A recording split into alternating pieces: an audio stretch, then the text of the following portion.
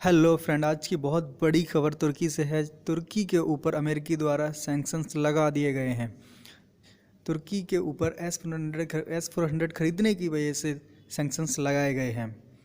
America द्वारा यह पहले से ही चेतावनी दी जा रही थी कि उनके ऊपर तुर्की के ऊपर सैंक्शंस लगाए जाएंगे, लेकिन आखिरकार में कल तुर्की के ऊपर सैंक्शंस लगा दिए गए हैं।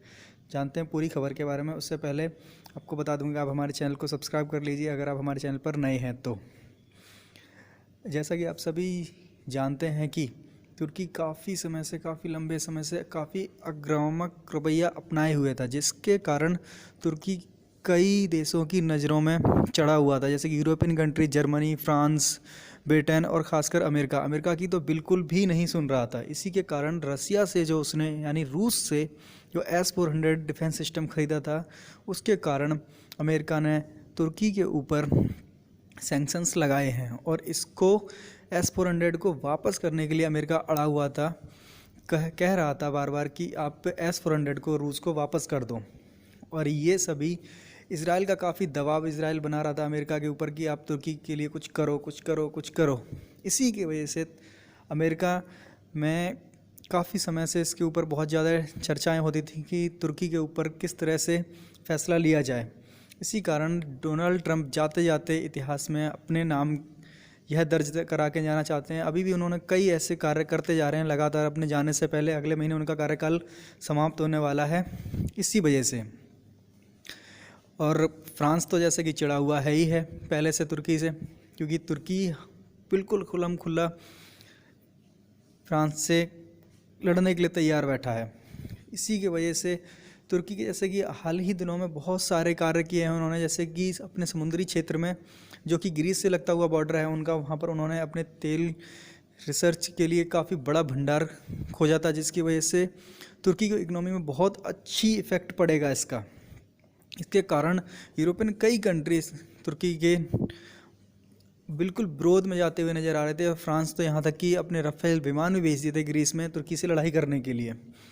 और ये तुर्की के ऊपर जो सैंक्शंस लगाए गए हैं, जैसे कि आप स्क्रीन में देख पा रहे हैं कि बैरक्टर 2 है। ये वही ड्रोन है जो कि आर्मेनिया अजरबैजान युद्ध के अंदर अजरबैजान को जीतने में बहुत बड़ी मदद की है। और ये कहा जाए तो वो ड्रोन वार ही था जिसमें अजरबैजान को इतनी बड़ी जीत दिलाई और इतनी जल्दी। और इसमें सीधा सीधा हाथ तुर्की का था, क्योंकि तुर्की पीछे हट ही नहीं रहा था और साफ उसका कहना था कि हम इसके साथ हैं।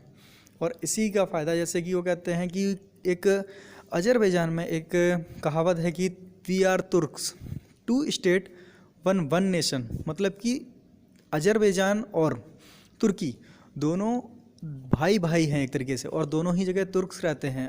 युद्ध हारने के बाद में आर्मेनिया ने भी यही कहा था कि हमारे यहाँ से तुर्क्स चले जाएं।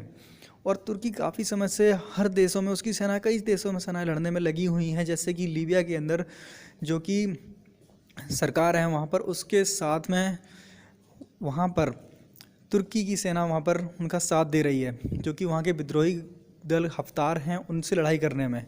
और वहाँ पर काफ़ी एरिया में काफ़ी समय से वहाँ पर डिप्लॉयड हैं। और यही कारण है कि हफ्तार जो हैं लीबिया में विद्रोही ग्रुप के जो सेना प्रमुख हैं, वो यानी मिलिटेंट कहिए उनको, मिलिटेंट हैं, वो जीत नहीं पा रहे हैं। इसी के वजह से SSB एक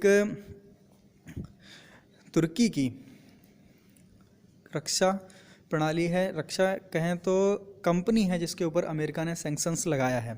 इसका सैंक्शंस लगाने का मेन मकसद ये है कि तुर्की अब किसी भी देश को अपने हथियार नहीं बेच सकता, और ना ही और किसी, जैसे कि इसमें अगर कहा जाए तो जैसे कि अभी अजरबैजान के युद्ध में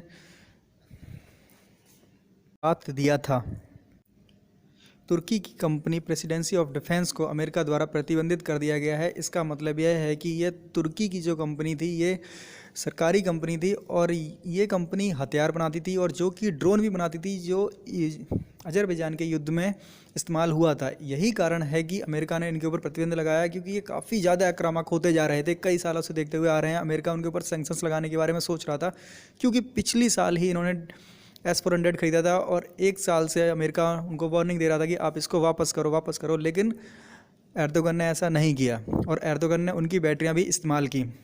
इसी कारण से तुर्की के ऊपर यह सैंक्शंस लगाया गया। इसका मतलब हम आसान सी भाषा में समझते हैं कि तुर्की अब किसी भी देश को अपने हथियार नहीं बेच सकता। अगर कोई देश खरीदेगा तो उसको भी अमेरिका के सैंक्शंस सहने पड़ेंगे और अमेरिका उनके ऊपर भी प्रतिबंध लगाएगा।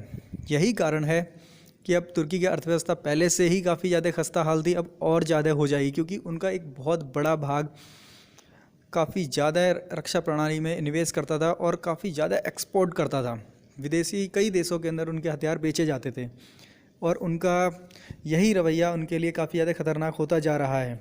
ऐसा कहने का मतलब यह है कि क्योंकि उनके द्वारा जो भी यह आक्रामक रवैया अपनाया जा रहा था, तो एक ना एक दिन तुर्की उनके ऊपर सैंक्शंस लगाता ही लगाता, क्योंकि वह रूस के काफ़ी ज़्यादा करीब होते जा रहे थे। और अमेरिका वैसा भी आम भाषा में अगर हम सभी जानते हैं, अगर हम यह बात करें तो अमेरिका किसी भी देश को, खासकर मुस्लिम देश को तो आगे निकलने ही नहीं देना चाहता, क्योंकि इससे पहले आप देख सकते हैं कि क्या इराक में सद्दाम हुसैन का क्या हाल किया, जबकि सभी जानते हैं कि वहाँ पर कोई भी न्यूक्लियर पावर प्लांट ऐसा नहीं चल रहा था। उनको सिर्फ केवल बाद में फंसाया गया और उनके पूरा देश बर्बाद कर दिया गया। उसके बाद जो रिच कंट्री होती हैं जैसे कि लीबिया को भी बर्बाद कर दिया गया। आज के टाइम पे लीबिया क्या हालत है। उसके बाद सीरिया का नंबर लगाया गया। सीरिया में भी आप सभी जानते ही हैं कि क्या हालत हो रखी है। और अगला नंबर ईरान का है। ईरान जो कि रूस के साथ में है, जिसकी वजह से अभी भी बचा हुआ है। जब तक रूस का साथ है तब तक अमेरिका ईरान से नहीं लड़ेगा। यही कारण है कि उनके ऊपर, एर्दोगन के ऊपर जो उनकी कंपनी पर प्रतिबंध लगाए गए हैं, क्योंकि तुर्की काफ़ी ज़्यादा एडवांस होता जा रहा है और काफ़ी ज़्यादा ताकतवर बनता जा रहा है। अगर हम इंडिया के प्रोस्पेक्टस से देखें तो हमारे लिए बहुत ही अच्छी खबर यह है कि अब तुर्की जो है अपने बैरक्टर 2 ड्रोन पाकिस्तान को नहीं दे पाएगा और पाकिस्तान अब फिर चीन के ऊपर ही रहेगा, चीन के भरोसे। हमारे लिए काफ़ी अच्छी खबर है ये। और यही अगर हम देखें आने वाले समय में तुर्की के ऊपर क्या इफ़ेक्ट पड़ेगा, तो इसका इफ़ेक्ट सबसे बड़ा एक ये पड़ेगा कि वो अब किसी के साथ अपने हथियार बेच नहीं पाएंगे। यही उनके लिए सबसे बड़ी बुरी खबर है। अगर आपको हमारी खबर अच्छी लगी हो तो कृपया हमारे चैनल को लाइक करें, सब्सक्राइब करें और शेयर करें। शुक्रिया।